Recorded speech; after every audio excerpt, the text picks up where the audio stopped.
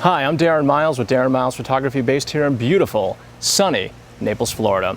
It was the 1970s, the era of lava lamps, bell-bottoms, polyester shirts, afros, chest hair, butterfly collars, and yes, it was also the heyday for the Minolta Rokkor 58mm f1.2, a historical gem from a bygone photographic era. But nowadays, with lens adapters and lens conversion services, we can breathe new life into some funkadelic photographic gear from the era of really bad sideburns and tennis headbands. So, can you dig it? Let's find out.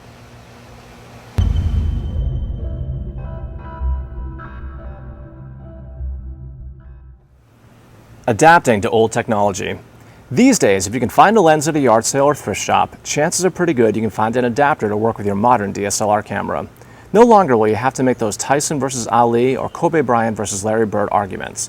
That is, pitting two legends from two different eras hypothetically, or with a computer simulation to determine which one was best. Adapters and conversion services give us the opportunity to look into the past today. For years, I've heard and read about how great the Minolta Rokkor 58mm f1.2 was, and recently I saw a really nice one on eBay and decided to pull the trigger. Now, I've had this particular lens mount converted to fit my Canons natively. It makes it a bit more convenient than changing adapters all the time. But just how does this 1970s champion Muhammad Ali style lens compare to modern glass? Well, we're going to spend the next 10 minutes or so to find out. So first up is build quality. Now, there's something to be said about the old adage of, they don't make them like they used to. And unlike this shirt, for example, with the Minolta Rokkor 58mm f1.2, that's a good thing. It's big and it's knobby with a really smooth focus ring and a really clicky aperture ring.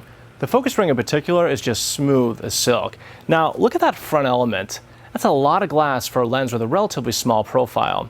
It's weighty and it's made out of metal, and it comes in at nearly 1 pound and 2 ounces. It just has this aura of quality. The filter thread is also made out of metal, and it's 58mm in diameter. It's a great effort. I mean, even the lens cap is made out of metal too. Now on the inside, there are 7 elements in 5 groups, and there are 8 aperture blades for some nice buttercream bokeh rendering, which in fact what this particular lens is famous for. The aperture ranges from f1.2 to f16. Now on the downside, it's not weather sealed, and naturally, given its age, it doesn't have an AF motor. There were 3 versions of this lens. I'm testing the last and most popular version, which debuted in 1973. Today, you can pick up one of these on eBay, depending on condition and which version, anywhere from $350 to $700.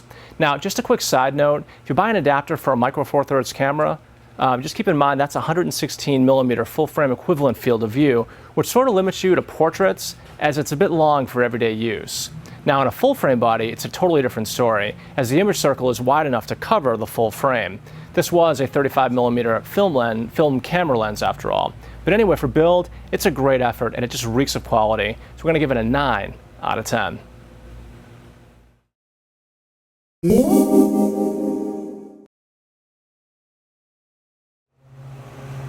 All right, so next up is a word about focus. And well, it's from the 1970s, which means, yep, it's manual focus. At least the focus and aperture rings are smooth. However, for fast-moving subjects, you might as well forget about it, unless you have amazing dexterity. For relatively still subjects, the Rokkor is in fact a lot of fun to use. And I understand that there are focus confirm adapters available out there, so at least you'll know if you incorporate one of those that you focus correctly. Now for my uses, I incorporate live view with digital zooming for the best results. Also, if you're using a camera body that incorporates focus peaking, you'll also know if you're in focus because like those lines or different colors appear to let you know you're in focus. Now, if you happen to be a Canon user like me, and if you haven't tried the software hack from the folks over at Magic Lantern, I suggest you give it a try, as the hack does indeed have focus peaking, which from my point of view brings a lot of value to older lenses like the Rokkor. But the bottom line is, for focus speed and accuracy, well, they need not apply, and as such, the Rokkor gets a big old not applicable.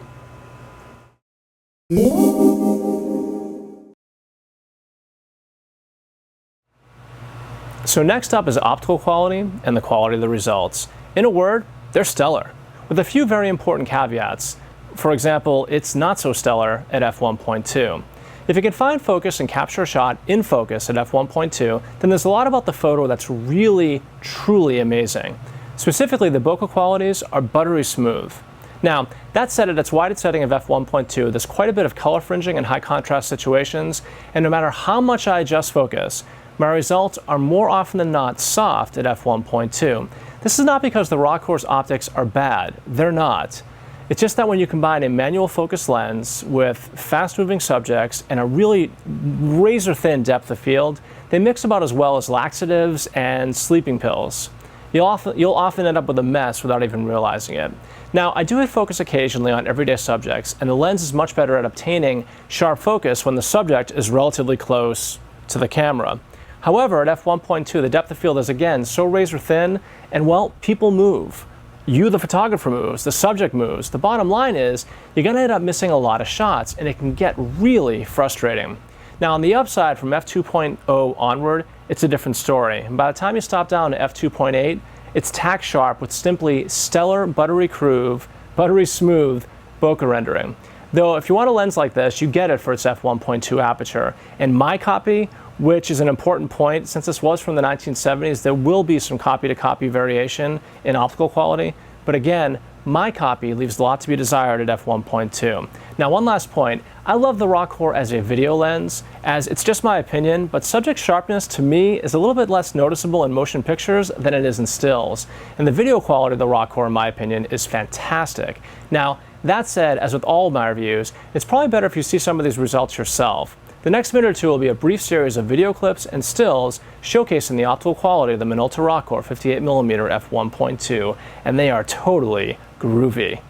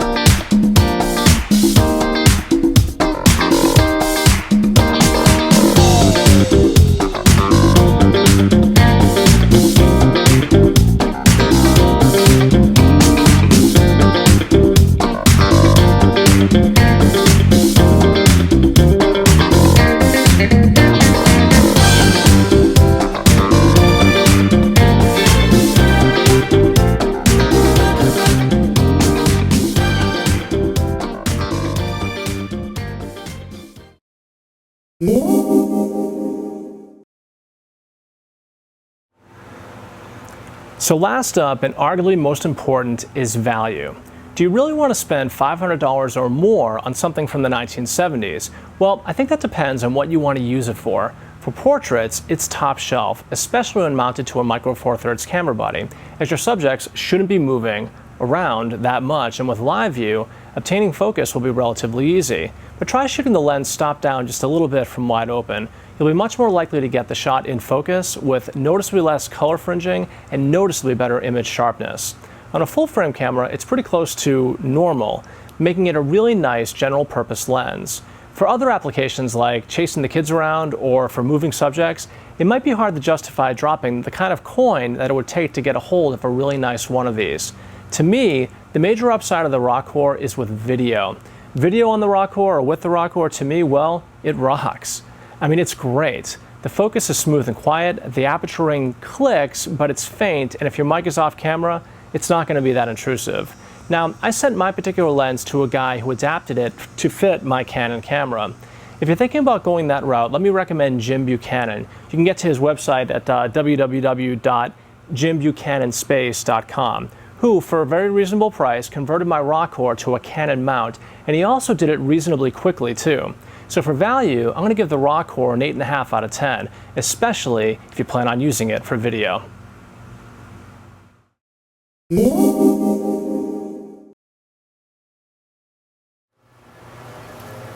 Well, all right, it's that time again.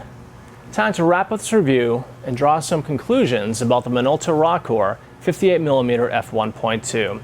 We're actually shooting this last segment with the Rokkor adapted to the new Panasonic GH4. If you haven't checked out that camera yet, please do. It's amazing, especially for video. Build quality. The Minolta is first rate. It's made out of metal and has a really smooth focus ring. It's really weighty and well put together. It's not, however, weather sealed, but that really wasn't all that surprising. We gave it a 9 out of 10 for build quality. Focus speed and accuracy. As a manual focus lens from the 1970s, this section of the review just didn't apply. So for focus speed and accuracy, the Minolta gets a big not applicable. Optical quality and the quality of the results. It's really good stop down to f2 and onward. Wide open, however, it gave us some color fringing and really was a bit soft across the board, even in the center. Now, just as a side note, this is a lens from the 1970s, so it is possible that you're going to see some lens-to-lens differential in image quality. But if we gave our copy of the lens an 8 out of 10 for optical quality and a 9 out of 10 for the quality of the results. Value.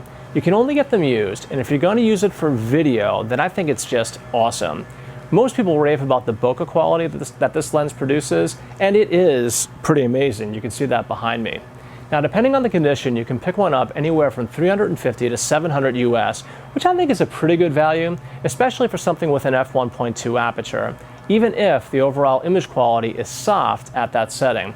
Now, just keep in mind, again, this is a manual focus lens with a manual aperture ring, but if you're interested in something like this, chances are pretty good you probably knew that already. So for value, we give it an 8.5 out of 10, as the resulting images and video are overall really nice. Overall, we give it a 34.5 out of 40 and our recommended rating. The final word. If you're into nostalgia and if you can find a good copy, then the Minolta Rokkor 58mm f1.2 represents a really nice value with some very important shortcomings. If you plan on using the lens for video, and I keep saying this, but I think you're going to find that you'll be very pleased with the results. As it's just my opinion, but it seems that the lack of tac sharpness seems to be a bit less noticeable to me in motion pictures than it does in stills. The Rokkor 58mm f1.2 lives up to its legendary status in, say, the same way a 57 Chevy lives up to its legendary status as well. That is, it's a beautiful car from the 1950s that was just tops at its time, but really can't compete with its modern-day brethren. As with the Minolta, optically, it's okay at really wide apertures, but it's phenomenal from f2.8 onward. On the flip side, it's completely manual, and in order to capture great images with it, you really need to be on top of your game, adjusting focus and aperture as necessary. And again, it's a joy to use in video and when photographing still subjects stop down just a little bit. If you can handle all that, then you're going to love the Rokkor. If you're the kind of person who likes an automatic transmission in your car or likes to put their SLR on auto, then this is definitely not the lens for you. This is Darren Miles with Darren Miles Photography, based here in beautiful, sunny Naples, Florida. If you like these reviews, please don't forget to subscribe. And until the next time, thanks for watching and happy shooting.